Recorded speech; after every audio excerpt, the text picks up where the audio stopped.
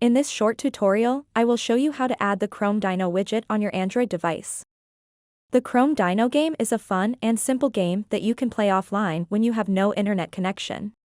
Adding the widget to your home screen allows you to easily access and play the game whenever you want. To get started, go over to the screen where you want to add the widget. And then touch and hold an empty space. And then tap on the widgets button at the bottom.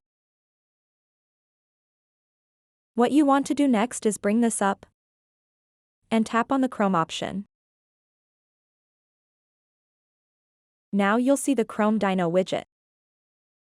To add the Chrome Dino widget on your Android device, simply touch and hold the widget, and then drag it to wherever you want. And let go of your finger. To play the Chrome Dino game, simply tap on it, and then tap on the T-Rex to start the game. So that wraps up this tutorial. If you have any questions about this whole process, please let me know in the comments section below. And if this video helped you out, please give it a big thumbs up and subscribe to this channel for more tutorial videos like this one. Thank you so much for watching and have a good day.